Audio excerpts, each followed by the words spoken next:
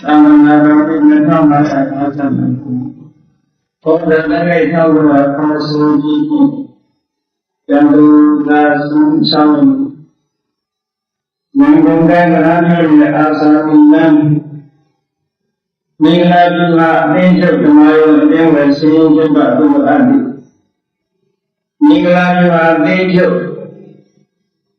Dia tu tahu dah samsul jauh kecil dia beranai kerja atau kita nak sumber punya guna. Ikutnya teman dengan anak sekolah di sekolah dia. Maka kalau ayat juga dijumpa soal apa abida kalau Yesus satu ayat. Yoga kami hidup kami yang kalah dengan hidup kami. Kerana kita nomor bidaya najon, oh mana karuni kata dalam. Yoga najon bidaya sah dawai. Cakna si balona dan gumau kadali. Nasa hiya jisnaya priyari Kamala dini gala yega desaro jelolen Ameliyam dika kainda purani mamrasana malo Kalaya dinsintai masijaro kala malo Loka winaya tata loka ijosiwa aloma Adida ramiyo sante sila ina Bidang kumatabi tanin takasani songindigu Cherisha wayangada asu mukhaymeno muro Kurongga wangadi anjidajo anugo muyadi shiri Kirana sinyalam atasan melandalam sengampura idemanyelo Kedua dengan cintanya sahaja berbeda saling Mahagar nikah dan doanya yang tak menasikin Mahagar dasin sejauh Karena ada wiyangnya sahaja doai Sana si panola daun dan kembang kadasi Nana wiyah susurabnya kaya Nagoy di jauh jauh mangoliyami Kaya jauh si kujimi Ajibawayu senjumali kipagung kuji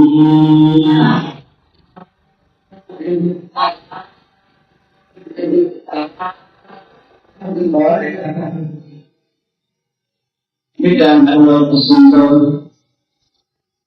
ini macam tubuh satu nasi Tuhan itu kalau anaknya kalau biasa macam orang di tengah dua dia Kekesu pamak kau dalam masuk. Hari kekesu pamak kau dalam. Napai dia. Ni ukara teman lesama ni koyuwa. Ni dan nalau asengau sulit tiada problem semua. Jadi ni ukara kan bisa tu. Macam guru ni tempat lau. Kini kami susah dia. Mulai sudah dalam balau. Kita menurut sentuh pada mesusu. Ini yang dia kawan semua aroma, nyencan soalnya di sana sudah. Diri kita ada berbeda versi. Kita dengan lebar sautan dalam usian sudah. Alam semula saya minta dia di bawah lagi kerja. Minta dia di bawah lagi kerja. ဒီဘက်ကဒီချင်းကဘာကြီးကိုဝိဒါရလည်းဒီချက်နဲ့ပါကောင်းပါမယ်ပါဖို့ကိုရှိအနန္တရုပ်ဆက်ဆိုတော့ပြမကိုကြည့်ပြီးတော့ပြောတာတကယ်တော့သတ္တဝါတွေရဲ့နှလုံးသားထဲမှာဘုရားအငြိမ့်သက်တည်နေပါလာလို့လူရဲ့ခန္ဓာကိုယ်ကတက်တဲ့အရာတွေကအပူပီကြီးပဲဖြစ်နေတာပူလောင်တဲ့စိတ်ကထုံးလိုက်တဲ့အရာတွေကပူလောင်လာရင်ကြီးပဲဖြစ်နေတယ်မေတ္တာတည်းဒီနေ့ခံဆောင်လာကြတယ်ဒါကြောင့်မေတ္တာနဲ့တော့အစဉ်သုံးနိုင်မယ်ဆိုလို့ရှိရင်မိမိတို့ပဝန်းကျင်တဲ့ကမ္ဘာလောကကြီးတစ်ခုလုံးမှာဉာဏ်တရားမှုရရှိနိုင်တယ်လို့ဆိုဒီကမ္ဘာလုံးမှာငြိမ်းချမ်းနိုင်တော့ဘယ်သူရဲ့စိတ်နှလုံးလေးငြိမ်းချမ်းမှုရတဲ့ကတော့မေတ္တာနှလုံးသုံးအောင်ဖြစ်တယ်ဘုရားကလည်းမြတ်စွာဘုရားကဒီလိုပဲဒီရှားရှားဟောကြားတာဖြစ်တယ်လူလောကမှာတဦးနဲ့တူမေတ္တာပြည့်စုံရခေါ်လို့ရမယ်ဒီအရာအများဆုံးရဲ့ဒီဆုံးမှုဆက်ဆံတဲ့အခါမှာအပြောဆုံးနဲ့ဆက်ဆံရတယ်အပြည့်မှုနဲ့ဆက်ဆံရတယ်အများကြီးဝစီတာနဲ့ဆက်ဆံရအများဒီလိုမျိုးပြောတဲ့ဆိုကြတဲ့အခါမှာသူပြောဆိုမှုကိုသိကြပြီးတော့မေတ္တာတရားကိုရှိကြတယ်လို့မေတ္တာခံချောင်းမှုလည်းဖြစ်ပေါ်လာစေတယ်။ဒါကြောင့်ဒီဥစ္စာလာမှာအာရုံနဲ့တူတဲ့ပြိတ္တတွေဝစီကံနဲ့ပတ်သက်ပြီးတော့ဘုရားမြတ်စွာညွှန်ပြတဲ့အတိုင်းမိမိကိုယ်တိုင်ကရှင်းသုံးဖို့အရေးကြီးတယ်။အပြောဆုံးနဲ့ပတ်သက်ပြီးတော့ဒီကနေ့ဘယ်လိုတန်ဋိဌာန်ချမလဲဒီဥက္ကရာဘုရားမြတ်စွာဘုရားဟောထားတဲ့ခြင်းမှာလောကလူတွေကစကားပြောတဲ့အခါမှာပြောတဲ့အချိန်ကမပြောတဲ့အချိန်ကသိပြီးတော့မစဉ်းစားဘူးမပြောတဲ့အချိန်ကိုပြောတာလို့မပြောတဲ့အချိန်ပြောမိလို့ရှိရင်ပြဿနာတက်ဒါကတော့လောကကြီးတွေအာရုံကြီးတွေမပြောတဲ့အချိန်ပြောလိုက်ရင်ပြဿနာတက်ဒီကနေ့သာသနိတာမှာမပြောတဲ့အချိန်ကြီးဆိုတော့လူများစုချမ်းမပြောတဲ့အချိန်ပြောလို့ရှိရင်မခံနိုင်ဖြစ်တတ်တယ်ဒါကြောင့်အချိန်ဆိုတာကြည့်ရတယ်သိရတဲ့အချိန်လားမသိတော့တဲ့အချိန်လားပြောတဲ့ဒီလားမပြောတဲ့ဒီလားဆိုရင်အချိန်တိုင်းပြောဖို့အပ္ပဒနာအရေးကြီးတယ်ဒါကြောင့်စကားအကျိုးနဲ့ပတ်သက်ပြီးဘုန်းကြီးတို့တွေဒီနေ့လက်ခံချိန်သုံးဖို့တစ်ခုကပါတော့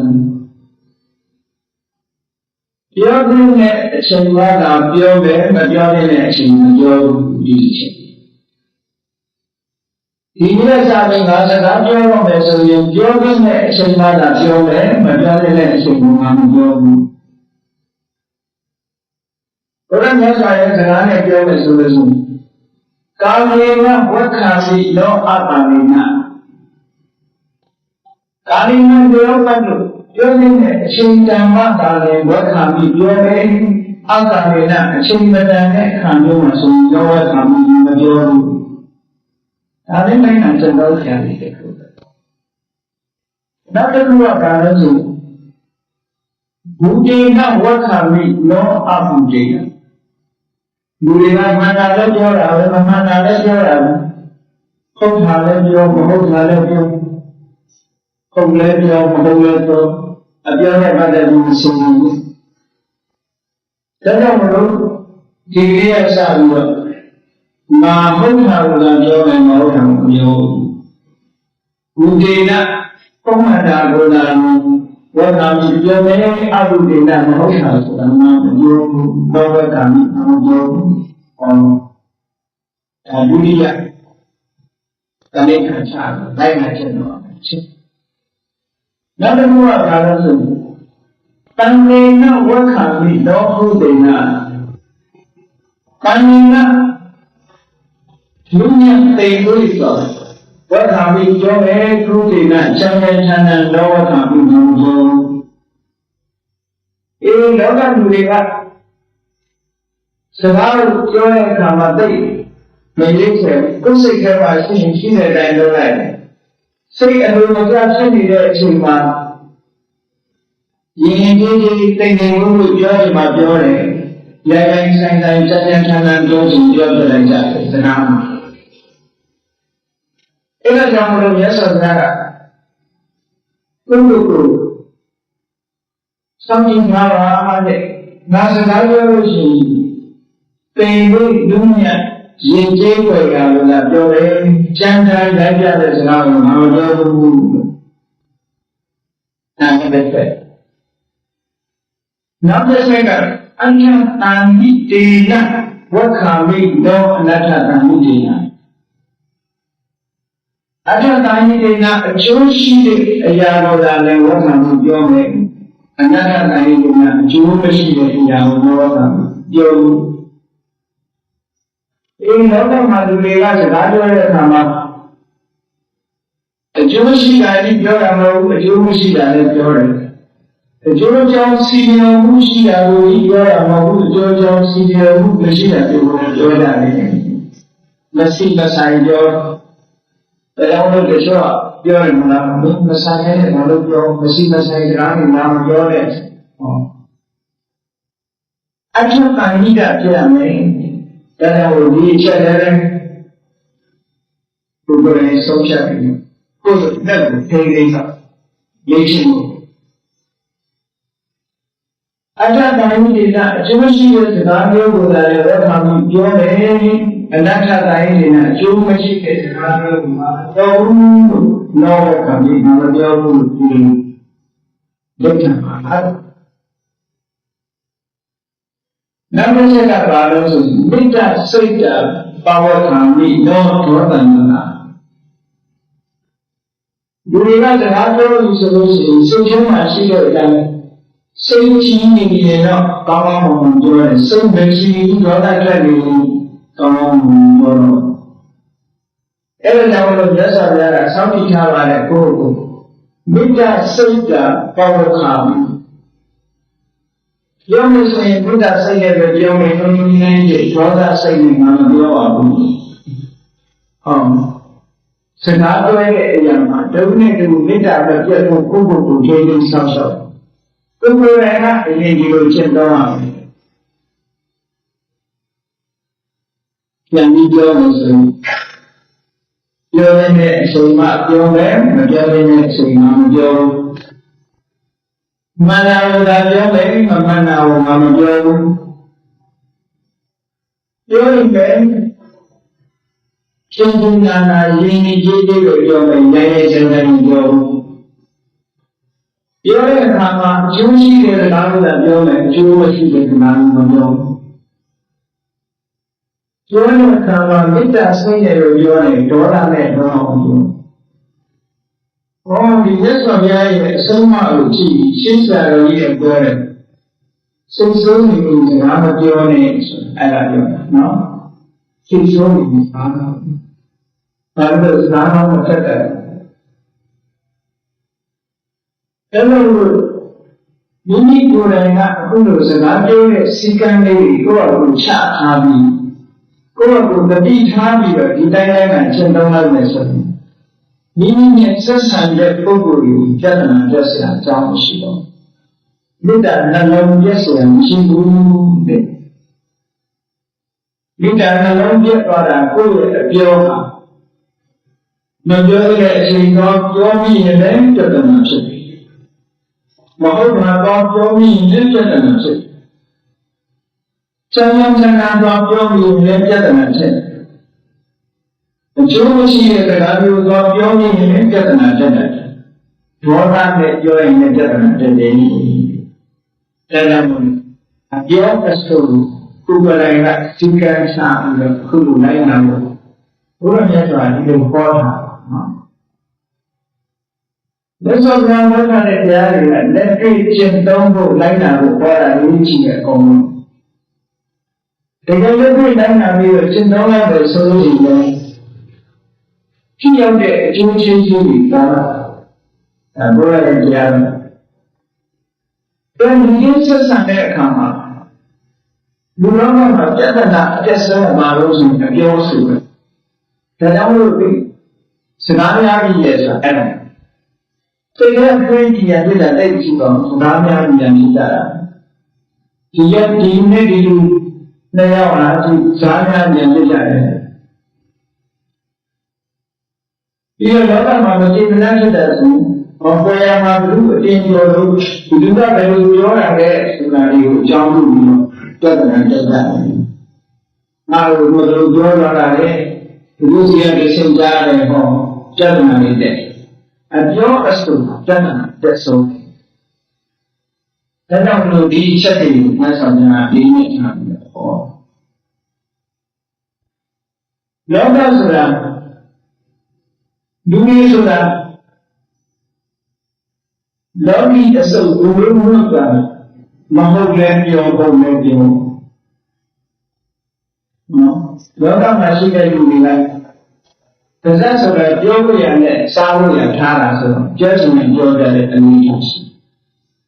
နှုတ်ခမ်းမှာစိတ်ကမ်းရှိပြီအခုဒါကြောင့်လို့မြတ်စွာဘုရားကအပြောနဲ့ပတ်သက်တဲ့စိတ်ကမ်းချက်ကလေးကိုချပေးတာပေါ့နော်ပြောနဲ့ပတ်သက်တဲ့စိတ်ကမ်းအဲ့ဒီပြောနေပတ်တဲ့စီကံတဏှာလေးကိုကိုယ်ကိုယ်လိုက်နာပြီးပြောလို့ဆိုရင်ကိုယ့်ဘက်ကပြဿနာတက်ဆက်မရှိပါဘူး။ကိုယ်အပြောဆောင်တခြားပုဂ္ဂိုလ်တရားမိနာကြရတဲ့အကြောင်းရှိတော့အဲဒီတော့ကိုယ်နည်းနည်းပဲစိုးစံတဲ့လူတွေကနှုတ်စီကံရှိတဲ့လူတွေရှိတယ်လို့နှုတ်စီကံမရှိတဲ့လူတွေကလည်းအများကြီးပဲ။ဒုညပြောတဲ့ပုဂ္ဂိုလ်တွေကအများကြီးဆိုတော့ပြောချင်တာပြောတဲ့ပုဂ္ဂိုလ်ရဲ့စကားကိုနားထောင်ပြီးတော့ပြဿနာလိုက်တဲ့လူကြီးဆုံးတော့နော်အဲ့ဒါကြတော့မြတ်စွာဘုရားကမိစ္ဆာနှလုံးအစဉ်တော်မိစ္ဆာနဲ့ခုတ်ပြီးလို့ပြောနော်ပြောချင်တဲ့လူတွေဘာပဲပြောပြောမြတ်စွာဘုရားဒီလောကမှာအဲ့ဒါကိုခေါ်တာဒီလောကလူတွေဆိုတာပြောတဲ့အချိန်ပြောခြင်းနဲ့ပြောတာပဲမပြောတဲ့အချိန်ပြောခြင်းနဲ့ပြောတာပဲဟုတ်ပါမှန်တာပြောတာလည်းရှိတာပဲမဟုတ်တာပြောတာလည်းရှိတာပဲဒီပြောတာလည်းရှိတယ်ရဲရဲဆိုင်ဆိုင်ပြောတာလည်းရှိအကြောင်းကျိုးစီရောအောင်ပြောတာလည်းရှိတယ်အကြောင်းကျိုးမရှိရောတာတွေကိုပြောတာလည်းရှိတယ်မြေတာစိတ်နဲ့ပြောတာလည်းရှိတယ်ဒေါသနဲ့ပြောတာလည်းရှိတယ်အပြောင်းအမျိုးမျိုးကိုဘုရားကြီးတုံ့ပြန်ကြရမှာဒီလောကဒီအတိုင်းဝိုင်းနဲ့နေလို့ရှိရင်ဘုရားမြတ်စွာဘုရားဒါတွေကအတ္တမမပြောတာဟုတ်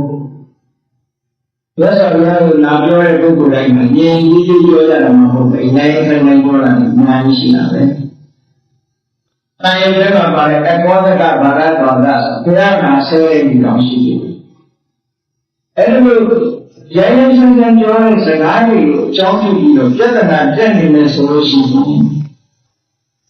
လောကကြီးကပြဿနာဖြေရှင်းလို့ရမယ်အကြောင်းရှိဒါကြောင့်ဘုရားတော်ကြရမှာဘယ်လိုစကားမျိုးနဲ့လာပြောတဲ့မာကိုလိုက်နိုင်ရမလို့ဆိုသက်သာကစိတ်သားစိတ်ဟောဆောင်ပြီးဒီကကစုကမတော့ကကဆာဆိုလွားလို့သူခွဲတဲ့လွားကြီးဘုရားဒီတဲ့လက်ကင်ပါတယ်စိတ်ဆုံးကြီးခွဲတဲ့လွားကြီးကကဆာဥပမာဆိုလွားသွားတဲ့ဥပမာဆိုလွားဥပမာနဲ့ခေါ်ထားတဲ့သုတ်တံမှုကကစုပမာသုတ်တံမှုကိုခေါ်တယ်အဲဒီသုတ်တံရဲ့ရှုတိုင်းကဉာဏ်တော်ကိုအကြောင်းပြုတယ်အဲဒီစကားကြောင့်ပြဿနာတက်တာပဲ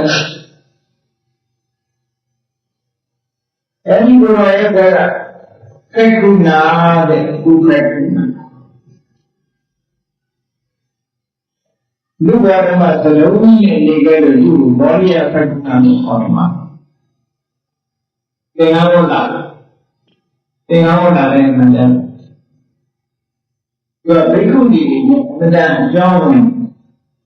ဘိက္ခုနီတွေနဲ့အမှန်တန်ခင်မင်းကြီးခင်မင်းကြီးပြီးတော့ပြဿနာဖြစ်တယ်ပြောဆိုမှုတွေကတည်းကပြဿနာဖြစ်လို့မခံဘူးဒီကိုယ်တော့အဖြစ်ကိုပြောရကြရင်လည်းဘိက္ခုနီတွေကမခံဘူးရန်တွေးရတယ်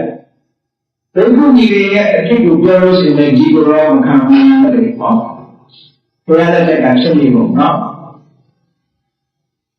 အပြောမှာပြဿနာတက်တယ်ဆိုတာဒီကနေ့ရဲ့အပြောနဲ့ပြဿနာတက်တာအများကြီးပေါ့နော်ဒါကြောင့်နှုတ်ကိုစီကံထားရမယ်တော့ခုနအချက်တွေနဲ့စီကံထားလိုက်ရင်ဖြစ်တော့အဲ့ဒီတုံ့နာတွေတက်လာတဲ့အခါကျတော့လက်ဆောင်ကခေါ်ပြီးဆုံးမှလည်းသူခေါ်ဆုံးမှအဲ့ဒီလိုခေါ်ဆုံးမှပဲဘုရားကိုခံမပြောလို့လည်းသူ့စိတ်ထဲကပြည့်တဲ့တော်မရှိဘူးအဲ့ဒီကျင့်တဲ့ဘောမရှိလို့ရသော်ဗျာယဟန်တွေဒီတော့တယ်နဲ့လည်းကြာဟောဒီကြားထဲမှာရသော်ဗျာကဘာမရှိဘူးလို့ဆိုလို့ရှိရင်လောကမှာတဲ့ကိုယ်ပေါ်မှာပတ်ဝန်းကျင်ကကောင်းနေလို့ကိုယ်ကကောင်းနေတာဆိုလိုတာကသူများတွေကတောနေလို့ကောင်းနေတယ်သူတော့ကောင်းလို့မဖြစ်စေနဲ့ပေါ့ကျန်တဲ့ပုဂ္ဂိုလ်ရဲ့သိကောင်းတယ်လေကိုယ်ပေါ်မှာဘာမှအပြစ်မလုပ်ကြဘူးလူဆန္ဒတိုင်းအကုန်ရှိနေတဲ့အခါကျတော့ဒီလိုဘောကောင်းနေတာဘောကောင်းလိုက်တာလည်းဖြစ်ပတ်ဝန်းကျင်ကကောင်းရင်သူကဘောကောင်းနေတာလေပတ်ဝန်းကျင်အဆိုးကြီးကျုံတဲ့အခါကျတော့သူဘောကောင်းမလားမကောင်းဘူးလားဆိုတာထင်ရှားလာတယ်ဒီလိုနဲ့ဒီလိုခုရပြီးတော့ကိပါကိခံနေရလို့ဘောကောင်းနေတဲ့သူကမရှိသေးဘူး။ဥစားမင်းခံနေရလို့ဘောကောင်းနေတဲ့ပုဂ္ဂိုလ်တွေရှိတယ်။အဲ့တော့အဲ့လိုပုဂ္ဂိုလ်မျိုးကတကယ်ဘောကောင်းတာမဟုတ်ဘူး။ကောရတတကယ်ရည်ကြီးတဲ့ပုဂ္ဂိုလ်မဟုတ်ဘူး။နိဝါဒဘယ်တော့မှစိတ်ဆိုးတဲ့ဘောကောင်းတဲ့ပုဂ္ဂိုလ်မျိုးမဟုတ်ဘူး။ဥပပန္နစိတ်မလုံးကြီးအေးနေတဲ့ပုဂ္ဂိုလ်မဟုတ်ဘူးတဲ့သူများကပတ်ဝန်းကျင်ကကောင်းနေလို့စိတ်ဆိုးစရာမရှိလို့မဆိုးတာစိတ်ဆိုးစရာရှိဆိုးမယ်ဒီကောကိုစဉ်းစားကြည့်ပေါ့ငါကောင်းနေတာငါပတ်ဝန်းကျင်ကကောင်းနေလို့ငါကောင်းနေတာတကယ်ကိုပတ်ဝန်းကျင်ကမကောင်းတဲ့အချိန်မှာငါကောင်းနေနိုင်ရတာတော့စဉ်းစားလို့နော်ကိုယ်ဘာသာနဲ့လုံးနေတဲ့ပုဂ္ဂိုလ်တွေရဲ့ကြားထဲမှာနတ်စိတ်ကဘလောက်ထိနေတယ်ပေါ့ဒီလိုစဉ်းစားဒါကြောင့်မြတ်စွာဘုရားကဒီတုတ်တန်ရှုတိုင်းမှာဒါဆိုင်ဟောတာလို့ဆိုတာဝိဒီမာဝိရိဟိတာဆိုအရှင်မကြီးပြရှိအဲ့ဒီအရှင်မကြီးရဲ့အင်းကြီးအမျိုးသမီးကာမီရဲ့ကာယမိတ်တော်ရဲ့ဘုရားရှိခိုးတယ်လွတ်တတ်တယ်ကံတတ်တယ်ထမင်းချက်တယ်နော်ချက်ပြုတ်သိတော်ရဲ့အင်္ဂါရှင်မိသိတော်ရဲ့လုံငန်းကတာရဲ့ဘုံသိတော်အစမရာအရှင်မကြီးကဘာမှကြည့်ကြလို့ကာမီကအကုန်လုံးလို့တဲ့အခါကျတော့ပါဝန်းကျင်မှာထင်ရတာဟောတခါမှဒီအရှင်မကြီးကစူတာဆဲတာလည်းမကြားရဘူးသူအများအားပြုံးပြီးတော့သိတဲ့ဘောကောင်းတဲ့အရှင်မကြီးကိုတော်ရကသိတဲ့ဘောကောင်းတဲ့မိဝါဒသိငြိမ်ငြိမ်ရှင်ရှင်နေတဲ့ဥပဒနာသိစိတ်လုံးအေးချမ်းတဲ့သဘောကောင်းတဲ့အရှင်မကြီးကိုပါဝန်းကျင်မှာယူဆပြီးသူကနာမည်ကျော်နေတယ်အဲ့လိုသူသဘောကောင်းတဲ့နာမည်ကျော်နေတဲ့အချိန်မှာကာယဆိုတဲ့အမျိုးသမီးကစဉ်းစားတယ်ငါတုံးပြီးလူကောင်းတာလားတော့ငါအိတ်ရှင်မျိုးကြီးကတင်မို့ဆိုတော့ကောင်းတာလားစမ်းနေပေါ့နော်စမ်းကြည့်တယ်တော့တကယ်ပင်လို့စိတ်ကကောင်းတာလားအိမ်မှုကိစ္စတွေကပြောစရာဆိုစရာမရှိအောင်အရင်အင်းမရှိအောင်သူစိတ်ခေါ်ရအကုန်လုံးပြေးထားလို့ ဘောကောင်းနေတာလားငါစမ်းကြည့်အောင်ပဲချင်းဒါရင်အိမ်မှာလည်းလို့လေကာလီဆိုတဲ့ဒီကိုရှင်းမှာဂျုံမအောင်ပေါ့နောက်တည့်ရက်အားရမနဲ့စောစောထားအောင်ဒီကုကိစ္စတွေလို့အဲ့ဒီတည်းထားလင်းအောင်အိတ်ပြလိုက်တမင်တကာစားနာပေါ့လင်းအောင်အိတ်လင်းအောင်အိတ်လည်းတော့ကုကိလို့ဆိုမလဲဆိုကောင်းတောက်မှာပေါ့နော်ကောင်းတောက်ကြရင်ဒီရမတရားလေးပါလို့ညာတော့လဲအောင်ဆက်ရတယ်ညနေတည်းရမတရားလေးဘုံဘုံအဲ့ဒီမှာကြီးအဲ့ဘာဖြစ်တာလို့မချပါလားခါရဲဒီလိုလိုဒီစုံပြီးဒီအစနဲ့အဲ့ဒါကစားလို့တော့ပုံစံကြီးပါမလို့အဲ့ကာဒီဘာဖြစ်တာလဲဆိုဘာမှဖြစ်ပါဘူးလို့ပြောဘာမှဖြစ်ဘာလို့မထားလဲဆိုဘာမှဖြစ်ဆိုတော့အဲ့ဒါကအဲ့ဒီလက်ဆောင်လို့ဘယ်လိုကိုကြည့်ပါစိတ်ကတော့စိတ်ဆိုးလာပြီးတော့တို့ဘာမှလည်းမပြောလက်မောင်တော့လက်ဆောင်တော့ရှိအဲဒါကတော့ဟင်းလို့တော့နော်အဲ့တော့ကာလီကကဲခတ်တယ်အိမ်မိုင်းအိရှိမာလို့လားငါကောင်းပြီလို့ပြောနေတာလေတင်းဘောကောင်းတာမဟုတ်ဘူးငါဆက်ပြီးတော့စားတတ်အောင်မယ်နောက်တစ်ရက်ကျတော့ပိုးပြီးတော့အိတ်လိုက်တယ်ပို့ပြီးတော့နေပြအောင်အိတ်အဲ့ဒီလိုပို့ပြီးတော့နေပြအောင်အိတ်တော့ရင်လည်းတဲ့ကာလီဘယ်လိုလုပ်အိတ်ဘာလို့မချသေးလဲဘာမှမဖြစ်ပါဘူးဆိုတော့အဲ့ဒီနေကြတော့နောက်ကနေထုတ်ပြီးတော့အင်းကောင်းမှတော့တေးကြုံပြီးချုံနေဖြစ်သွားတယ်။ဒီစားကထွက်လာပြီ။စမ်းတယ်။နောက်ပြီးဆက်စားအောင်လို့ဒီတင်းလို့ဘောကောင်းတာမဟုတ်ဘူးငါတောင်းလို့ကောင်းငါတောင်းလို့သူကောင်းနေတာပဲ။နောက်ပြီးဆက်စားအောင်လို့ဆိုပြီးသုံးရက်မြောက်တဲ့နေ့ပို့ပြီးတော့နေပြအောင်ပြလိုက်တဲ့အခါကျထက်ကြပြီးဒီတော့မှရည်လာမနေ့ကလည်းအိတ်တယ်ဒီနေ့ကလည်းအိတ်တယ်အခုလည်းထားပါအားထုတ်တယ်ဘာမှမဖြစ်အောင်ပဲဘာမှမဖြစ်ပဲအိတ်ရမလားလို့ဆိုပြီးတော့တန်ကောက်ဆိုတာရှင်းတယ်ကအတင်းတွေကကလန့်ချနာတယ်တန်ကြောင်းကောက်ကြီးနေပြီးတော့ကာလိခေါင်းကိုရိုက်ပဲလိုက်တယ်ဘုရားကတွေ့ခေါ်တာတော့အဲ့လိုထွက်လာပြီးတော့ကိုကြီးလက်ရောက်ရိုက်နေလိုက်တဲ့အခါကျတော့ခေါင်းပွဲတော့ခေါင်းပွဲကတွေ့ခက်ကကာလီကစမ်းသပ်အောင်ပွဲလို့ခေါင်းပွဲခံပြီးတော့စားတာပြောတယ်အိမ်ပြင်ထွက်ပြီးတော့ကဲအကြကလေးကြီးကြပါအောင်သဘောကောင်းတယ်ဆိုတဲ့ဒီမှာကြီးကြီးတန်းအောင်ရိုက်လိုက်တာဟာလည်းတွေးကိုထွက်ပြီးခေါင်းကြီးပွဲတွေပါပြီးဆိုပြီးတော့အိမ်သားကြီးနေလက်ပြောတယ်ဘယ်လိုသဘောကောင်းတယ်ဆိုတာဘယ်လိုသဘောကောင်းတယ်ဆိုတာ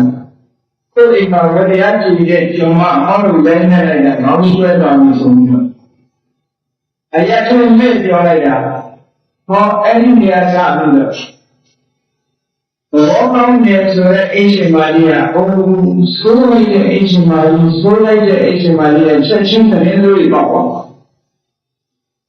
ကြောင့်ဒီအရှင်ရာဆရာကြီးကအဲ့ဒီနေရာလေးမှာရေးချတာမှတ်သားစရာကောင်းခုနနာမတဏိကံအခိသံတိဘုံဆိုတာဖြည်းဖြည်းလေးတဲ့နာတော့ခဏနေဝပတ်တယ်မကောင်းတဲ့ကြတော့ချက်ချင်းပြန်နေကိုရဝဲဆိုတာချုပ်နိုင်ဘူးနော်လူရောက်ဘုံတက်တာလို့ဆိုတာရှင်းရှင်းလေးမှတက်တာချက်ချင်းဘုံနိုင်မတက်ဘူးလေတို့တော့အဖြစ်ဆိုတာကြတော့တမန်ဟုတ်ချင်းပြန်သွားနိုင်တယ်မကောင်းတဲ့ကြကောင်းတဲ့မှဖြည်းဖြည်းလေးပြန်တယ်မကောင်းတဲ့ကြတော့ချက်ချင်းပြန်နေအဲ့ဒီကစားမျိုးဝီဂီပါဆိုတဲ့အိမ်မှာလူရဆိုးလိုက်တာနဲ့ဖြစ်ပါနာသဘောကောင်းဆုံးရှိတော့ရသဗျာကဘာမှမပဲလို့ဆိုအိမ်သူများတော်လို့ကောင်းနေအကောင်းဆုံးမဖြစ်စေနိုင်ဘူးပြော တင်တော်ကမကောင်းလို့ဒီလိုဖြစ်ရတာတင်တော်ကကောင်းပြီဒီလိုလက်နဲ့တည်ကြည့်အောင်ဘယ်တော့လာထွက်မယ်တင်ကိုစိတ်ကကောင်းနေလို့ရှိရင်မဖြစ်ဘူးအဲ့တော့တင်ကိုကကောင်းအောင်ကျင့်ပါလို့ဒီလိုပြောတာပေါ့အဲ့ဒီနောက်မှာလက်ဆောင်ကယောဂလူတွေချင်းချင်းနေကြတယ်ဆိုတဲ့ခါမှာတဲ့ခန္ဓာကစနာမျိုးကိုလည်းပတ်တယ်ပြောနေတယ်စနာနဲ့နေနေကြတယ်ကိုယ်ကြောင့်ပြောတဲ့အခါမှာပြောနေတဲ့ချိန်ပေါ်ပဲလာပြောတာလို့ရှိတယ်မမကပြောတာမျိုးတွေလည်းကြုံနေတယ်ရန်တဲ့ကြောင့်လာပြောတာမျိုးတွေလည်းကြုံနေတယ်ကျုံချုံစီပြောမှုမရှိဘဲပြောတာတွေလည်းကြုံနေတယ်ဒေါသနဲ့လာပြောတာတွေလည်းကြုံနေတယ်အဲ့ဒီလိုကြုံလာတဲ့လို့ရှိရင်ဟောဒီစကားမုံတိုင်းတွေကိုငါနဲ့ခံတယ်ရသော်ကဒီယံမေတ္တာမှတော့အဆုံးတော့ပြောတော့အဲ့တော့ရသော်ကအချိန်တည်းပေးတာပါပိတာနာမစိတ်တံဝိပရိနတံဘဝိတတိအဲ့ဒီစကားတွေကြားလာရပြီးကိုယ်ကိုယ်တိုင်အပြောခံလာရပြီးဆိုလို့ရှိရင်နာမစိတ်တံဝိပရိနတံဘဝိတတိငါစိတ်ကအပြောင်းလဲမဖြစ်စေရဘူးလို့ထင်ခုနကာလီနဲ့ဟိုအရှိမာကြီးနေမထင်ဘူးဖြစ်သွားတယ်ဒါဆိုရင်ကိုပြောလာပြီဆိုလို့ရှိရင်နာရောစိတ်ကံဝိပရိယတံ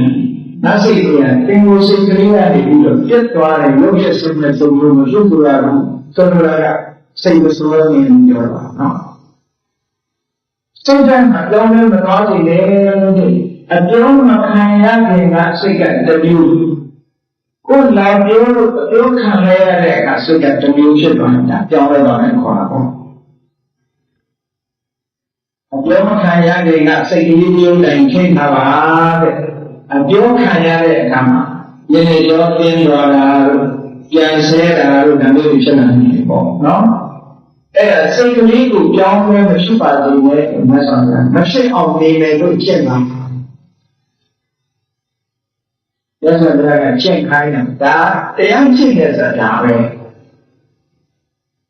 တရားချက်နေဆိုတာအများကသိနေတယ်ဘယ်တော့တရားချက်နေတရားထုတ်နေတယ်တင်ကြီးကိုတော့ဘူးကြီးတော့မျက်စိကိုလက်ပြီးတော့တရားထိုင်နေတရားထုတ်နေချင်တာပေါ့အဲဒီချက်နဲ့တမျိုးနော်သမာဓိချက်နေကိုချက်ဟောတာတရားချက်နေကိုယ်စိတ်တွေကိုဒီလိုဒီဥက္ကလာဒီကမိဒေးရှင်းဒီကမိုင်းလောက်တာတန်လေးခံချာဒီလိုအပြောင်းမျိုးနဲ့ကျုံးလာလို့ရှိရင်မဆိတ်လို့ပြောင်းလဲသွားတာမျိုးဖြစ်စေတာဘူးအားရတဲ့ချက်ဒါထိလိုက်တဲ့စိတ်ကိုမြင်လိုက်ပြီစိတ်ကမထိနိုင်လို့ပြောင်းသွားပြီဆိုလို့ရှိရင်ဘာဖြစ်အောင်မလို့ဆိုထပ်ပြီးတော့ထိရမှာငါတို့နန္စာပါဠိကံဝါစံလိစ္ဆာရိတာမကောင်းတဲ့စကားနဲ့မတုံ့ပြန်နဲ့နိုင်နိုင်ရကြတုံ့ပြန်ပြောပါနဲ့ဟောနံပါတ်1ကစိတ်ကလေးနံပါတ်2ကျတော့လူတော်ကိုလာဆိုင်ရစမ်းမယ်ဟောအဲ့ဒါမျိုးနဲ့မတုံ့ပြန်နဲ့ပါဠိကံဝါစံရုပ်မှာစကားမျိုးလက်နဲ့စစ်တာဒီကိုယ်နှုတ်ထဲကမထွက်အောင်တတိထားပါပါဠိကံဝါစံမကြောက်မနာတာစကားမျိုးတွေထွက်ပါစေနဲ့လို့ပြောတယ်ဒေါသခက်တာလို့ဆိုမကြောက်မနာတွေထွက်တတ်တယ်ဒီလိုလို့စိတ်ကောင်းတော်ရှိလို့အဲ့ဒါရှုသားနေပေါ့စိတ်ဓာတ်ကြောင်းပါလို့ဆိုတာလည်းမကြောက်မနာတာတွေကိုယ့်အကိုယ်တော်မှမကြားရတဲ့စကားမျိုးတွေပြောတော့တာအဲ့ဒါနတ်စာပါဠိကံဝါစံလိစ္ဆာကနာဒီလိုမှမကြောက်မနာတာစကားမျိုးတွေမထွက်စေနဲ့မထွက်စေရဘူးလို့ကျင့်တာဒီကစိတ်ကလေးပြောင်းလဲဖြစ်သွားကြရဘူးနာမည်ကမကြောက်မနာတာစကားမျိုးတွေငါတို့ကမထွက်စေရဘူးဟောဒါကနှလုံးနဲ့လားဒါမှမဆိုမပြီးချက်တွေကဒါမျိုးတိတ်ဟာလို့ဆိုပြီးနော် လောကမှာမျိုးသိလို့ရှိရင်ပေါင်းဝဲလာတာသိတယ်ဒါကြောင့်လူတွေကပြောတယ်တော့သိခံတယ်ဆိုတာအထားရှိတယ်တော့ပြောကြတယ်ခန္ဓာကမှသူကကတ်တကလေးနဲ့သိခံနေတာအောင်ကျောင်းနိုင်ဒီမှာဆိုတဲ့အိမ်ကိုတတိယအပြင်တော့ချိန်ချောင်းလိုက်နော်ကိုယ်ပြီးတယ်ဆိုတာတိုင်းရရှိတယ်ဘုရားကအဲ့လိုမဟုတ်ဘူးအေးနာမစိတ်ကိုတင်ကနာမမျိုးကိုတင်ကချုံနာတာပေါက်ပွဲသွားနေတယ်အဲ့ဒါကိုမပေါက်ပွဲရအောင်မလုပ်ဘူးဣဒံလူကံပိစဝိမရိတာမမေတ္တာစိတ်ကနောဒေါသန္တရာဒီစကားပြောလာတဲ့ပုဂ္ဂိုလ်ရဲ့ကောင်းကျိုးကိုလူလာတဲ့စိတ်ဝင်လိုက်ပါလို့ဟောစိတ်ဓာတ်ကိုပြောင်းနိုင်တယ်နော်စိတ်ဓာတ်ကိုပြောင်းနိုင်ကိုလာပြီးတော့ပြောလာပြီဆိုလို့ပုံမှန်တော့မဟုတ်တာပြောလာပြီဆိုလို့အဲ့ဒီပြောလာတဲ့ပုဂ္ဂိုလ်ရဲ့အကျိုးစီးပွားကိုလူလာတဲ့စိတ်ထားလိုက်ပါလို့ပြောတယ်ဣဒံလူကံအကျိုးစီးပွားနဲ့အစင်ဆောင်မေတ္တာစိတ်ဓာတ်ရှိခင်တဲ့အကျိုးစီးပွားကိုလူလာတဲ့မေတ္တာစိတ်ထားပါတဲ့နာဒေါသံမုန်းကြီးရဲ့ဒေါသစိတ်မထားပါနဲ့ဒါကလည်းသိချင်းတယ်ခုနကထိန်းလိုက်ထုံးပြီးတဲ့အခါကျတော့ထုံးထားရတဲ့လူပွင့်ထွက်သွားတယ်အဲ့တော့ပွင့်ထွက်မသွားအောင်ကိုယ်စိတ်လေးကိုပြောင်းအကျိုးစီးပွားကိုလိုလားတဲ့မေတ္တာစိတ်ကိုနေတယ်လို့ကြိုးစားမှာဟောတာကတတိယအချက်စတုတ္ထအချက်ကပါတော့တင်စပုဂ္ဂနမေတ္တာနာဂတေနစေတတာပြိတ္တမဝိရိယအဲ့ဒီပုဂ္ဂိုလ်ကိုတကယ်ကိုမေတ္တာပို့ပါလို့ခုနမေတ္တာစိတ်ကိုသူစီကိုမေတ္တာစိတ်ကိုဥတည်ပေးတယ်အခုဆိုရင်မေတ္တာစိတ်ကိုပွားလိုက်ပါတဲ့ဒီပုဂ္ဂိုလ်ကြောင့်ဒီပုဂ္ဂိုလ်ကမေတ္တာရဲ့အာရုံအနေနဲ့ထားသူ့ကိုပဲကြည့်ပြီးတော့မေတ္တာပွားပါလို့ပြောတယ်နော်ဒီလိုမလုပ်ဘူးဆိုလို့ရှိရင်ခုနကနှစ်ခုမျိုးသိထားတာနှစ်ခုကပေါက်ထွက်သွားမယ်စိတ်ဆိုမျိုးသိထားရင်ဘုရားပထမနှစ်ချင်းချင်းချင်းဘုရားစိတ်နဲ့သဘောထားလေးပြောင်းဖို့ရမြတ်စွာဘုရားကနံပါတ်1အေးကိုယ်အပြောင်းလာလို့ရှိရင်ကိုယ်စိတ်ကိုဖောက်ပြန်မသွားစေနဲ့အခုမကြောင်းမနာတာစကားတွေထုတ်ကြမထွက်စေနဲ့သူရဲ့အကျိုးကိုလိုလားတဲ့စိတ်ကလေးမွေးလိုက်ပါတဲ့ဟောဒါချင်းနေလိုက်ဘုန်းကြီးပြီးတော့ပေါ်ပြီးတော့ခိုင်မာလာအောင်မလုပ်အဲ့ဒီပုဂ္ဂိုလ်ကိုမေတ္တာပို့ပါဘယ်လိုလုပ်ရမှာလဲဒီချိန်တော့အောင်နိုင်တယ်ပေါ့နော်ဒီကြောင့်ပြောရဲ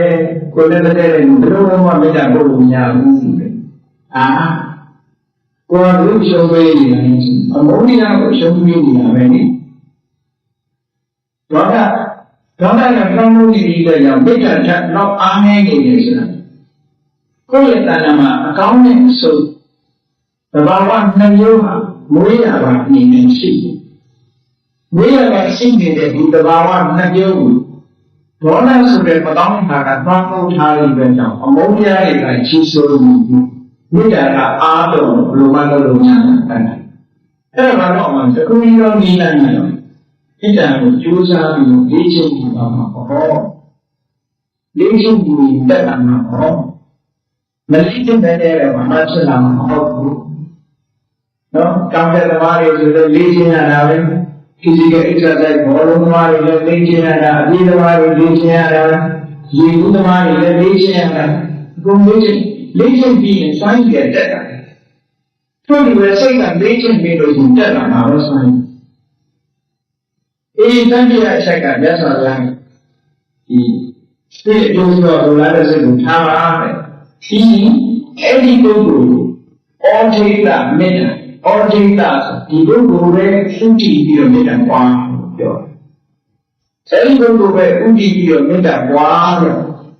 အဲ့တော့ဒီကြောင့်မေတ္တာပွားလို့ရှိရင်မလွယ်တော့သေးဘူးဒါကြောင့်လို့အဲ့ဒီမေတ္တာတရားကိုချက်ပြီးတော့တွန်းချက်လိုက်ပါအောင်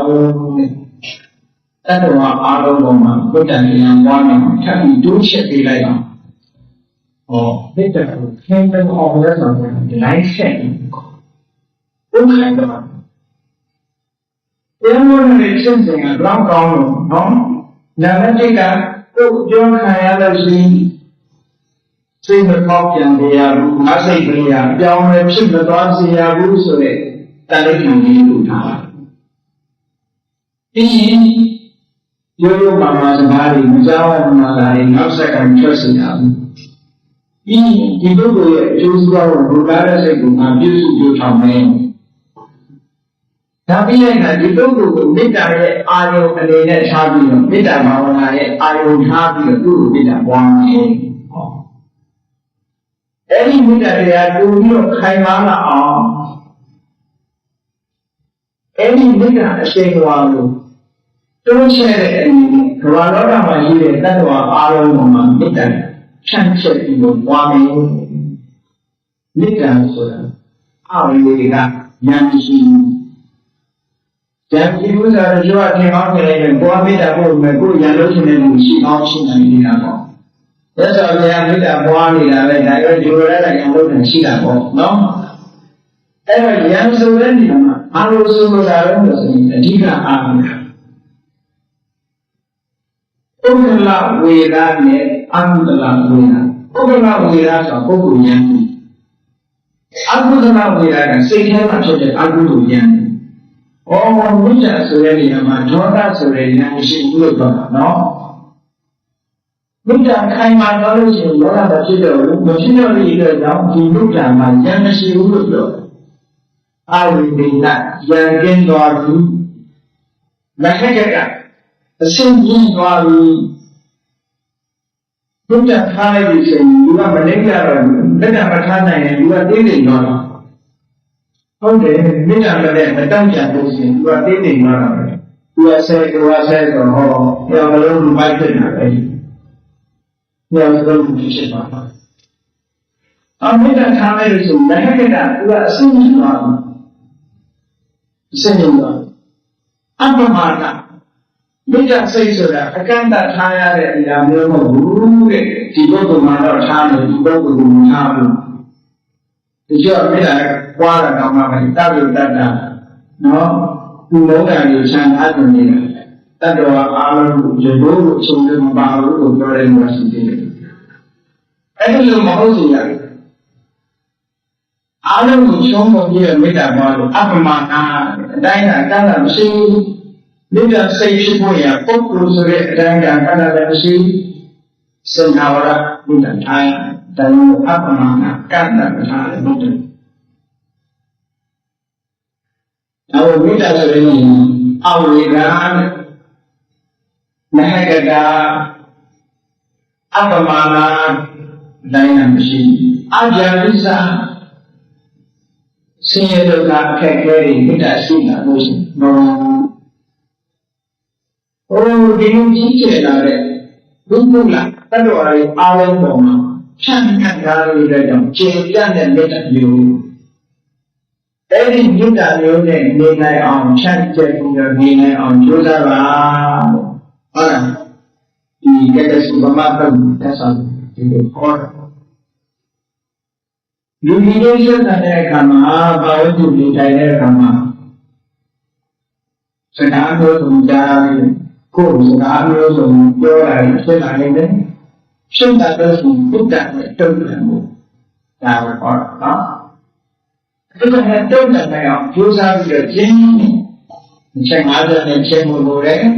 ။နံပါတ်1အပြောခံရလာတဲ့အချိန်မှာအစိတ်လေးအပြောင်းလဲဖြစ်စေရဘူး။ဒေါသဖြစ်တာအပြောင်းလဲဖြစ်တာပေါ့။အပြောင်းလဲဖြစ်စေရဘူး။မကြောက်ရွံ့မနာတာစကားတွေနောက်ဆက်ကမပြောဘူးပြောရတဲ့ပုဂ္ဂိုလ်ပေါ်မှာမေတ္တာထားနိုင်အောင်ကြိုးစားနေတယ်သူပုဂ္ဂိုလ်ကိုပဲအခြေခံပြီးတော့မေတ္တာဘာဝနာပွားမယ်သူမေတ္တာဘာဝနာကိုပဲတတ္တဝါအားလုံးပေါ်မှာဖြန့်ကျက်နေတယ်ဟောအားချက်အဲ့ဒီအားချက်ကိုမြတ်စွာဘုရားဒီတဲ့ကွာအဲ့ဒီအားချက်ဒီလိုပွားလိုက်လို့ဒီကနေ့အောင်မြင်နေ50လုံးပေါက်သွားတဲ့ပုဂ္ဂိုလ်အားလုံးတ attva တွေမှာမေတ္တာထားနိုင်ပြီဆိုတဲ့ပုဂ္ဂိုလ်ရဲ့စိတ်ဓာတ်ဟာဝေစကားမျိုးတွေပဲလာ ပြောနေတဲ့ဆိုတာပြောမဟုတ်တာတွေပြောရရကြကြပြောအကျိုးမရှိတာတွေပြောဒေါသနဲ့ပြောမတုံတော့ဘူးသက်သာများဥပမာလေးတွေနဲ့ဟောတယ်တိမ်ကြီးကိုပြီးတော့ဘာလို့မာရမီကြီးကိုအကောင်လုံးတွင်းပြီးတော့ပြည့်တယ်မြေကြီးလောကမကြအောင်တွင်းကြည့်လိုက်ဆိုပြီးတော့မြေကြီးရဲ့တရင်ပေါက်ပြတဲလာတဲ့ပုဂ္ဂိုလ်တရားဟောဒီမြေကြီးကိုပေါ်အောင်တွင်းနိုင်ပါမလားတွင်းပြုံနိုင်ပါမလားမတွင်းပြုံနိုင်မြေကြီးကိုမြေကြီးဖြစ်တဲ့ကြောက်ွယ်တော့ဘယ်လိုနည်းနဲ့မှပြောနိုင်ဘာကြောင့်လဲဆိုတော့မြေကြီးဆိုရင်အမတန်ကျေပြန့်ပြီးဒုရင်ကြီးမှလာအဲ့ဒါလိုပဲခုနကမေတ္တာပွားတာမြေကြီးကမှပထဝီဓမ္မစိတ်ကမြေကြီးကိုကြံ့ခိုင်နေတဲ့ကြီးမားနေတဲ့ကျေပြန့်နေတဲ့မေတ္တာကရှိနေတဲ့ပုဂ္ဂိုလ်တရားကိုတဲ့ခုနကစကားမျိုးတွေနဲ့ဘယ်လိုပဲလာပြောလို့မမှန်ကြံ့ခိုင်မှုအပြည့်အဝရသွားပြီဆိုတော့နောက်ဆုံးမှလည်းကျဆော်ပြဘုရားရှာအောင်ပြောလို့ဒီတယောက်ကဒီကြီးကိုမင်းနဲ့ရှုပ်ပဲဆိုပြီးတော့မိယုတ်ကြည့်တဲ့လားမိယုတ်ကြည့်တဲ့လားပြီးတော့မြေကြီးကိုမင်းနဲ့ရှုပ်ကျန်တော်ပြောပါတော့ကျန်တော်မြေကြီးကိုမင်းနဲ့ရှုပ်အဲ့ဒီလိုသူမင်းနဲ့ရှုပ်ရင်ကျန်တော်မြစ်ကတူပါမလားတူပါဘူးဘာလို့မတူတော့လို့ဆိုတော့ဒီကအများကြီးသူကိုင်းတဲ့မိယုတ်ကတင်းကြည့်အဲ့ဒါလိုပဲတဲ့ခုနကစကားဆိုတဲ့မိယုတ်တွေနဲ့ဟောဒီပုဂ္ဂိုလ်ရဲ့စိတ်ကိုလာရှိုးတော့မအောင်ဘူး။ဘာလို့လဲဆိုအဲ့ဒါတန်ကြီးမှကြန့်ခိုင်တဲ့မေတ္တာနှလုံးကိုစံ့ရခံနေကျင့်သုံးထားတာဖြစ်တော့ကြောင့်အားလည်းမလို့ကြောင်းလဲမှုမရှိဘူးတဲ့။ဟောသက်သာများဒီမှာပေါ့။နောက်တစ်ခုဥပမာပေးတာတော့ဒီကြီးဆရာတော်ကစုံတဲ့ဆေးတွေနဲ့ယူလာပြီးတော့ကောင်းကင် space လေဟာပြင်တစ်ခုရှင်းချင်တယ်ဆိုသက်နာလာတာပြေပေါ်လာရှင်းချင်နေတာနော်ရှင်းချင်နေတဲ့ပုဂ္ဂိုလ်ကဘယ်တော့မှအယုတ်ကျန်လာမှာမဟုတ်ဘူး။ဒါဟာပြင်ကိုရှင်းချင်ဘယ်လိုမှကျန်လာမှာမဟုတ်ဘူးအယုတ်ရေးလို့လည်းမဖြစ်ဘူး။အဲ့ဒီအာကာသဆိုတဲ့လေဟာပြင်ကိုအယုတ်ရေးလို့မထင်တယ်လို့ပဲမေတ္တာကြံ့ခိုင်ကြီးမားစွာမေတ္တာပွားထားတဲ့ပုဂ္ဂိုလ်ရဲ့နှလုံးသားပေါ်မှာဒေါသရုပ်တွေလာရလို့မရဘူးတဲ့။ဒါတော့မှတော့ပြန်မှာပေါ့။ဟုတ်ကဲ့။ဒီမှာဒေါသရုပ်ရဲ့ရုပ်ဆိုးကြီးတဲ့အလုပ်ကြီးမပေါ်ဘူးလား။ပေါ်ပါရဲ့ဗျာ။ဒီစိတ်ဆိုးတာလို့ဆိုရင်ရုပ်ဆိုးကြီးတယ်ကညာညာဆိုလို့ညာညာဆိုနေတယ်နော်။အဲ့ဒီဆိုတာကလည်းတော့တင်တော့ဒီကတော့လာချက်နဲ့ဘုံတော်လေးပြီးတော့ကျုံးနေတယ်ရှိဒီရဲ့ကျင်းလာတဲ့လက်ထောက်နေတယ်ဒီရဲ့ဆိုးလိုက်နိုင်ငံတော်ဒီရဲ့ဆိုးလိုက်ဆဲဒီရဲ့ဆိုးလိုက်တိုင်းပြီးမပြီးတော့အရှင်းဆုံးလက်အဲ့ဒါအယုရေးလို့ပေါ်လာတဲ့အယုတွေပေါ့ဒီမိကနှလုံးသားပိုင်ရှင်ကြတော့အာကာသကောင်းမှုဖြစ်နေတယ်တဲ့ဒါဟာလည်းဖြစ်နေတယ်အယုရေးလို့ပုံကချင်မှာဘူးတဲ့အာကာသသမေနစိတ်တည်နေအဲ့ဒီလိုအာကာသကိုရုပ်ပုံပေါ်မပေါ်အောင်ဘယ်သူကစေးတာချေလို့မှမရတဲ့စိတ်ဓာတ်မျိုးမေတ္တာစိတ်ဓာတ်ကိုပွားပါလို့သက်ဆိုင်ပါဟောအဲ့ဒီလိုဥပမာတွေနဲ့ဟောတယ်သက်ဆိုင်ငါလည်းရှိတယ်ဒါကစကားနဲ့ပတ်သက်တာနေပြီးတော့နောက်တစ်ခုသက်ဆိုင်တာခုနကကျင့်စဉ်ချက်ဆရာတို့ကိုပြောမယ်ဆိုလို့ရှိရင်ယန္တရကတော့မှတ်ပြီးတော့နှစ်ဖက်အယုတ်တက်ထားတဲ့တောအကြီးနဲ့ကိုဖြတ်ကြတယ်ဆိုမှတတုံးကြီးခွဲတယ်တတုံးကြီးကိုတောနဲ့တိုက်ဖြတ်တယ်ယန္တရကတော့အဲ့လိုတောအကြီးနဲ့တိုက်နေပြီတောအကြီးနဲ့တိုက်ဖြတ်နေပြီအဲ့ဒီလိုတောအကြီးနဲ့လာပြီးတော့တိုက်ဖြတ်တဲ့ပုဂ္ဂိုလ်ကို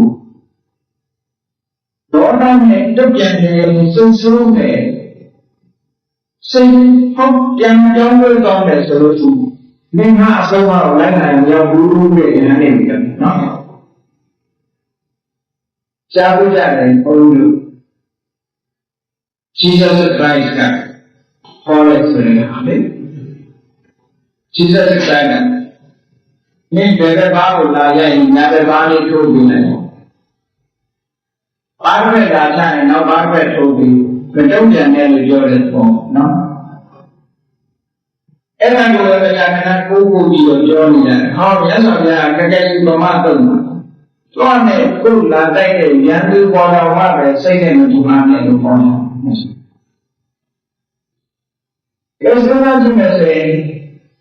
ဘလောက်ခင်းခဲတယ်လို့ဆိုတာစဉ်းစားကြည့်။အဲ့လိုခင်းခဲတဲ့အရာကိုဘုရားရဲ့မိတ္တတရားကိုရှင်းသုံးမယ်ဆိုရင်လွယ်ကူသွားနိုင်တယ်။ဒီအခက်ခဲတွေ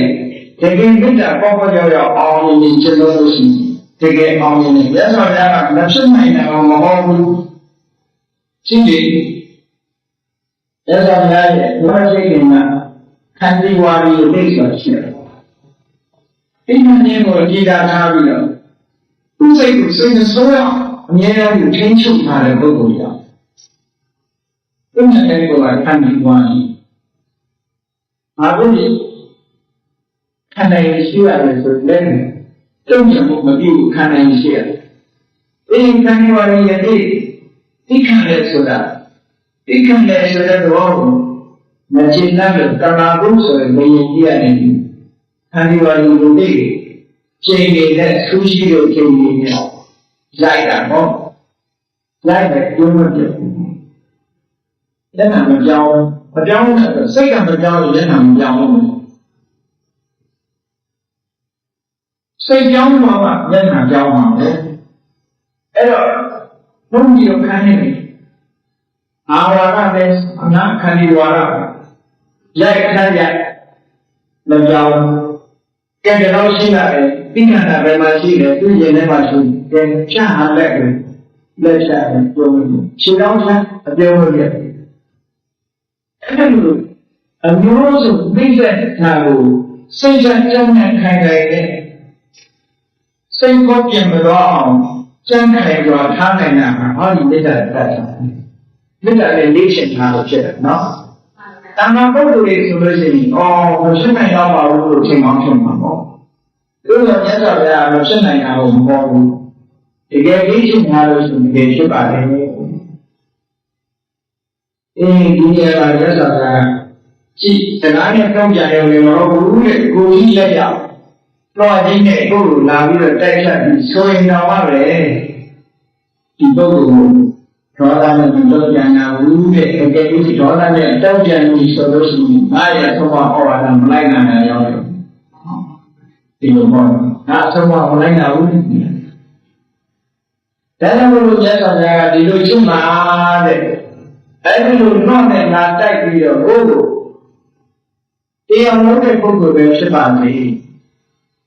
ကိုယ်တော့ကြတဲ့အချက်ကဘာလို့ဆိုရင်ငါစိတ်ကလေးကြောင်းတော့သွားစီဒါကြောင့်မနာတာစကားတွေမတုံ့ပြန်ဘူးဒီလိုလုပ်နေတဲ့ပုဂ္ဂိုလ်ရဲ့အကျိုးစီးပွားကိုလည်းလိုလားတဲ့စိတ်ကြီးထားမှာသူ့ကိုပဲအာယုံကြည့်ပြီးတော့မေတ္တာရဲ့အာယုံအနေနဲ့ရောက်ပြီးသူ့ကိုပဲမေတ္တာပွားလိုက်ပါအဲဒီပွားလို့ရတဲ့မေတ္တာဓာတ်လေးကိုတလောကလုံးဖြန့်ကျက်ပြီးတော့ခိုင်မာကျယ်ပြန့်တဲ့မေတ္တာမျိုးကိုရယူပါလို့သက်ဆောင်နေဒီတော့တယ်လို့ပြောတာဘုရားဟောတဲ့တရားဟာအမတန်မှလေးနဲ့ပြီးတော့အမတန်မှမှန်ကန်တယ်ကျင့်လို့မရတဲ့တရားမျိုးကိုသက်ဆောင်နေတာတော့မဟုတ်ဘူးဟောထားတဲ့တရားတွေမှလည်းအကုန်ကျင့်လို့ရတဲ့တရားတွေကြီးပဲတကယ်ကျင့်လို့တရားခံနိုင်ရှိသွားတယ်။ဒါဆိုရင်တရားတွေစိုက်တတ်တယ်အမှန်ကြီးပါတယ်ဟော။ဒါကြောင့်မို့လို့မာတရိပ္ပံတောက်ပါဆိုလို့ရှိရင်ဒီဉာဏ်မျိုးကိုရှောက်လိုက်တာနဲ့အကျိုးခုနှစ်မျိုးရမယ်။ဧကကြောင့်အညာမိကိုမေဘောတနာနာမှုတို့ရှိတယ်။တတိယကျင့်တဲ့ဆိုရဲဒီကျင့်တဲ့လမ်းကြောင်းလေးတစ်ခုအစိုးရမျိုးကိုကြားနိုင်တယ်အစိုးရမျိုးဆိုတာတော့ကပရိဒီဝါနသမဂေမှာ စိတ်ထဲမှာပူပန်နေတာပူပန်တာမထိန်နိုင်တဲ့အတွက်ကြောင့်ငိုရတာတောကဆိုတဲ့ရင်တွင်းပူဆာမှုရင်တွင်းပူဆာမှုကြောင့်မထိန်နိုင်တဲ့ငိုကြည့်ကြရတဲ့ပရိဒီမှာအဲ့ဒါတွေကိုကျော်လွှားနိုင်တယ်တဲ့ဒါစိတ်သက်သာခိုင်သွားတာပြောတာပဲစိတ်သက်သာခိုင်စိတ်ကမခိုင်တဲ့ပုဂ္ဂိုလ်ကစိတ်ပူရဲငိုရဲဒါမှမဟုတ်ဆိုဒုက္ခဒေါမနတဏ္ဍာအဖြစ်မှန်ရ physical pain mental pain ခန္ဓာကိုယ်ရဲ့ဆင်းရဲမှုစိတ်ဆင်းရဲမှုဆိုရင်ဒုက္ခဒေါမနတ္တာတွေလုံးဝချုပ်ငြိမ်းသွားဖို့ရတယ်ဟောဒီကျင့်စဉ်ကိုကျင့်မှာဟောတာနော်ဒီမှာဒီအစိုးလေးမျိုးကိုရှင်းဒါတတိပ္ပံတရားကိုလည်းဆက်ဆိုပြတာဟောတာအမှန်တော့တတိပ္ပံဆိုတာလက်ရှိပါအဖြစ်ပါပဲလက်ရှိပါရဲ့ပါတယ်တာမန်တတိကိုဥတည်ပြီးတော့ဟောတာဆိုတော့တာမန်တတိတစ်ခုတည်းမဟုတ်ဘူးမဟုတ်ဘူးဆိုတာတတိပ္ပံလက်ကိုကြည့်လိုက်ရင်ဒီအာတာပိသံဃာနောတတိမာဝိနည်းယလောကေဝိသံတော်မနာကြည့်တတိပ္ပံလို့ဟောပြီးတတိတစ်ခုတည်းမဟုတ်ဘူးအာတာပိတဲ့ဝိနည်းယပါသံဃာနောပညာပါရမယ်ကာယကံဥပ္ပတိလို့ဆိုရဲဓမ္မလေးလည်းပါကောင်းမယ်လို့ရှိရင်လက်က7ပါးတဲ့ကလက်က9ပါးသမ္မာဒိဋ္ဌိသမ္မာသင်္ကပ္ပသမ္မာဝါယာမသမ္မာတတိသမ္မာသမာဓိဆိုတဲ့ဒီလက်က9ပါးမှာကာရမကလက်ခင်ကာရကလက်ခင်အမှန်တရားအထုတ်တယ်ဆိုရင်အဲ့ဒီ9ခုနဲ့လုံးတာအဲ့ဒီ9ခုကခမင်းရှင်းနေပြီဆိုလို့ရှိရင်အောင်မြင်တယ်ဒီ9ခုနဲ့စုပြီးတော့9ခုနဲ့မစုပြီးလို့မပေါင်းဘူးသူတို့9ခုမပေါင်းဘူးမဖြစ်ဘူးဒါဖြစ်လို့ဆိုတော့တတိဆိုတာကအာယုံကိုမိုက်ခုလို့ဆိုလုပ်နိုင်တာကအာယုံရဲ့သဘောကိုမသိဘူးတတိဆိုတာသိတယ်မဟုတ်ဘူးအာယုံကိုအမှတ်ရနေတာစိတ်နဲ့ကြွားမလို့လုပ်ပြီးရင်ဒါဥကြောင်းတယ်ဒီတစ်ခုလုပ်နိုင်တယ်တတိကဒီပေးတဲ့အာယုံကိုမှအသိဉာဏ်ကမှသိတယ်ဘာပါအဲ့တော့တတိကအလုံးလုံးနေအောင်ဘုရားကြောင်းအားပေးတယ်သမာဝါယမဆိုရင်ဒီနေ့ကြောင်းအားပေးတယ်နော်သမာဓိဆိုတာကစိတ်ကလေးဒီနေရာမှာစိတ်ကိုအောင်လုပ်ပြီးတယ်ပြီးတော့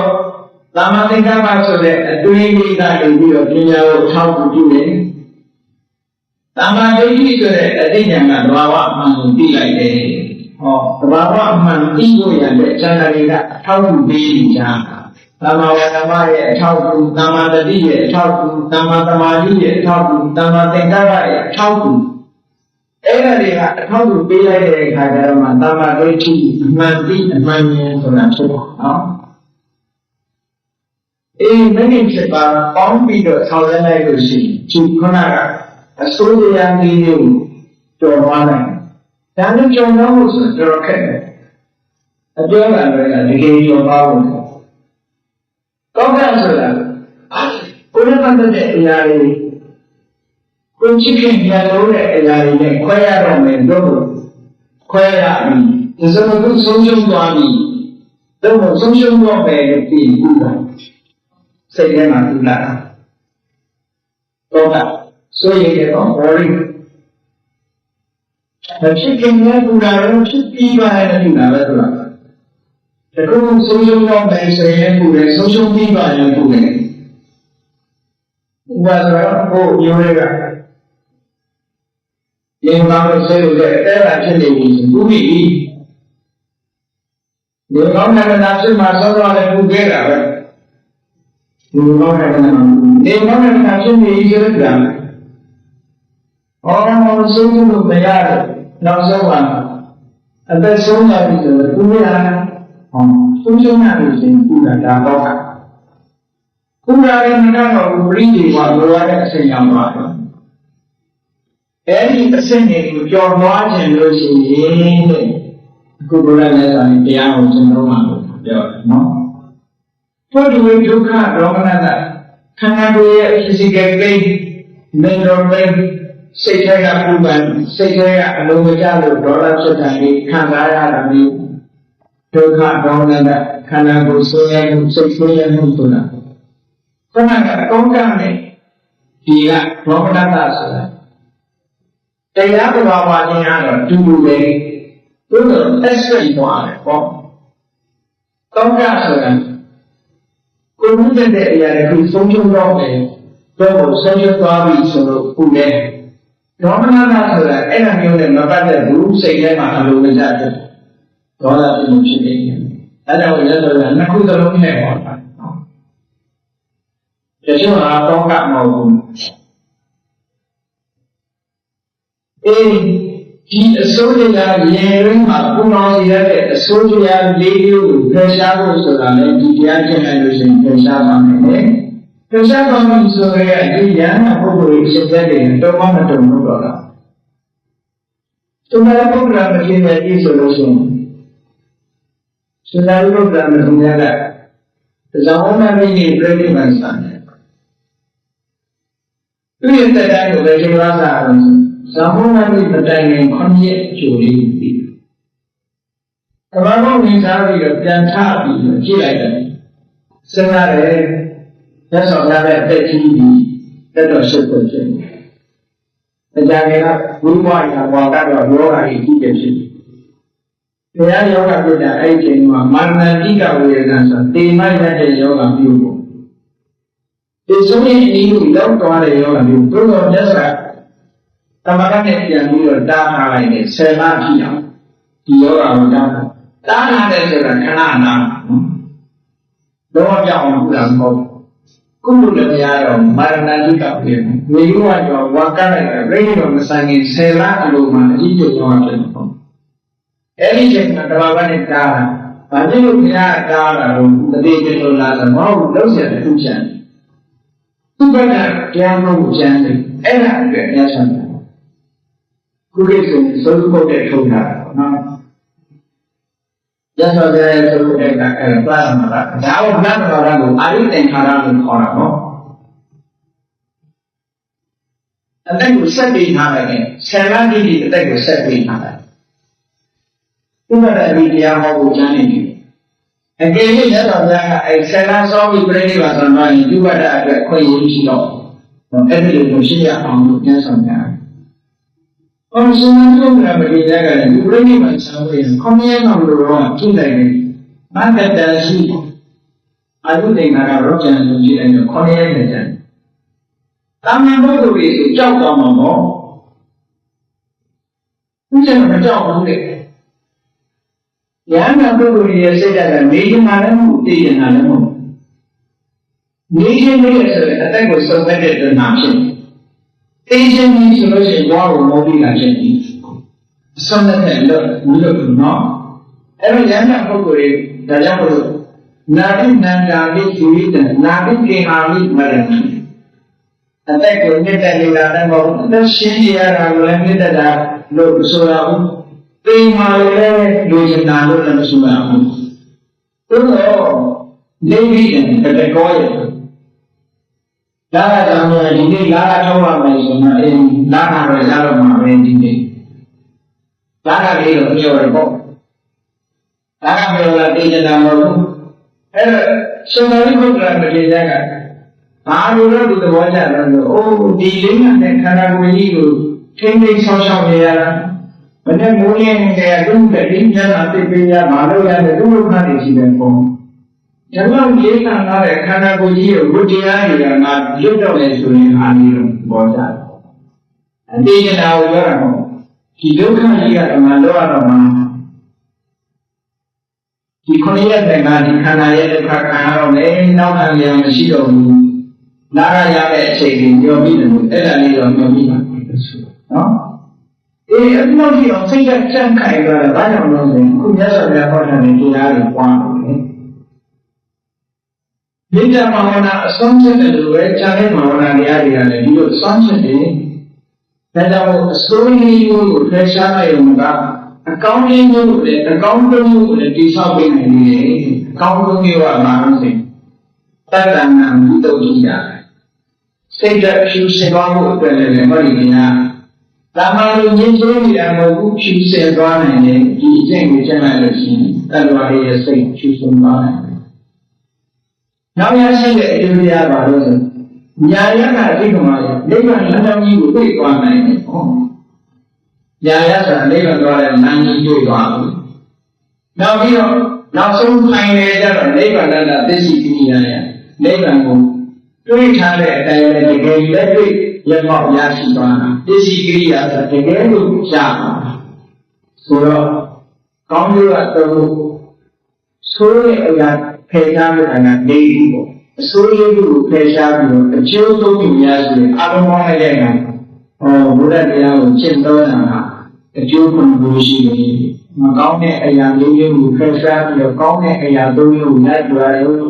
ဒီလိုဆိုနော်ဒီကိစ္စကောင်းတာပွားလိုက်လို့ရှိရင်ကြည့်ရသော်လားဘုရားကတော့ကောင်းတဲ့တန်တဲ့ပုဂ္ဂိုလ်ပဲဖြစ်စေတဲ့စိတ်ဆိုးနဲ့ဖိတ်ခွဲမှာတော့ဘာမှမလိုက်နိုင်ဘူးဒါကြောင့်သူ့ပေါ်မှာဘာတော့မလဲဘာလဲတုံ့ပြန်ရတဲ့တုံ့ပြန်အဲ့ဒီလိုလာပြီးတော့ညနေတဲ့ပုဂ္ဂိုလ်ကိုတဲ့နာလောစိတ်တံပရိဏတံဘဝိတ္တိငါရဲ့စိတ်ကလေးကအတော်မဖြစ်စေရဘူးဒီလိုချက်ရောင်းမဖြစ်စေရဘူးနာသာပါဠိကဝါစာလိစ္ဆာလွတ်တာကျိုးရမှာမကြောက်မနာတာစကားတွေကိုမပြောဘူးဆိုကိတ္တယုဂပိဝိဝိတံမိဒ္ဒစိတ်တော်နာဒေါသတော်လားမိဒ္ဒထားပြီးအကျိုးလိုလားတဲ့စိတ်ဓာတ်ကိုဒီဆောင်ပဲအဲ့ဒီဘုဒ္ဓကိုအာရုံပြုပြီးသင်္စာပုဂ္ဂနာမိဒ္ဒရာဂတိနာစေတနာပြိတ္တမဝိရိဏအဲ့ဒီပုဂ္ဂိုလ်ကိုပဲအထူးမိဒ္ဒပုဂ္ဂိုလ်အနေနဲ့ဇဂဝမနာလုတ္တံသဗ္ဗဝန္တံလောကအဲ့ဒီပုဂ္ဂိုလ်အာယုံပြုပြီးတော့ဖြစ်ပေါ်လာတဲ့မေတ္တာကိုနဲ့တလောကလုံးကိုဖြန့်ကျက်ပြီးတော့ကျေပြတ်တဲ့မေတ္တာနဲ့ကြည်ရအောင်ကြိုးစားမယ်အဲ့ဒါလိုရှင်းပါလို့သက်ဆောင်ကြတဲ့စုပမသုတ်ကံမှာဟောတယ်ထုတ်ပါတယ်အဲကြောင့်ဒီကနေ့ကဘာရဲ့ဒီဥက္ကာနာသစ္စာတရားမှာတရားချက်တွေပြောတဲ့ပြိဿတော်လို့ဘုရားရှင်ဆိုင်ကြုံတွေ့နိုင်တဲ့စကားကားမျိုးသောစကားကားမျိုးတဲ့ဒီမျိုးကိုယ်ရကဟာလားပြောနေတဲ့အချိန်ကပြောမယ်မာနဝဇပြောမယ်တိမ်မွေးတဲ့စကားတွေကပြောမယ်ယဉ်ကျေးပြောမယ်အကျိုးရှိတာကပြောမယ်မေတ္တာစိတ်နဲ့ပြောမယ်ဒီမျိုးကိုယ်ရကဒီလိုကျင့်သုံးထားပြီးမယ်ကျင့်သုံးနိုင်အောင်လည်းကျင့်သုံးရအောင်ကျင့်သုံးထားပြီးပဲလို့ပတ်ဝန်းကျင်ကအဲ့ဒီသက်ဆိုင်တဲ့စကားကိုပြောလာလို့ရှိရင်မေတ္တာနဲ့တုံ့ပြန်ဖို့မေတ္တာနှလုံးကိုအခါရမှာထားပြီးကျင့်သုံးနိုင်ကြပါစေလို့ဘုန်းကြီးတို့အားလုံးပြည့်စုံတဲ့ဘုရားရှင်ပြိဋ္ဌာန်ဒီနေ့2009ခုနှစ်စတင်ပြီးမှစပြီးမေတ္တာနှလုံးအစဉ်တောင်းနေတာပါလိမ့်ကုန်သည်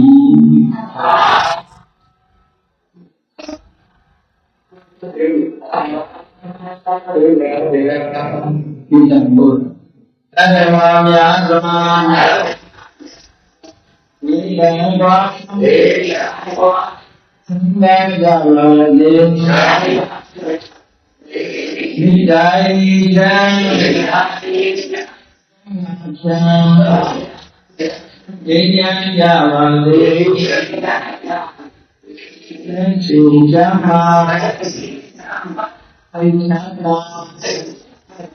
ဝေယံသံဃာပြေပါလေဩနန္တဒုက္ခသင်္ကေဇာမေတ္တာပုံမိညုတေနမမနောတရိတလေတံဘဝယံတုကုကန္တကာမေတ္တာပုံမိညုတေနမစုပေါင်းကိုအမေတ္တာတတ်ကိုရောင်ယူပါဝင်ဝင်လာနေရောင်ယူရှေယုံပေါင်းဆောင်ရခြင်းကြောင့်သာဝေကံတွင်မဲ့ဥတ္တမဘုရားစွာတတ္တဝါတို့၏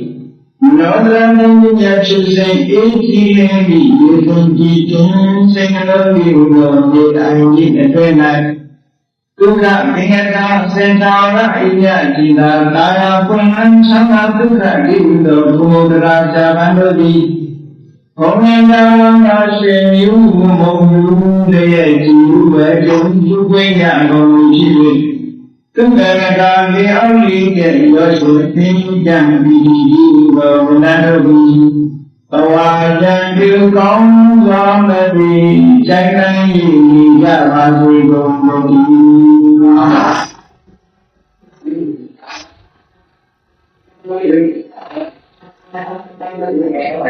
၏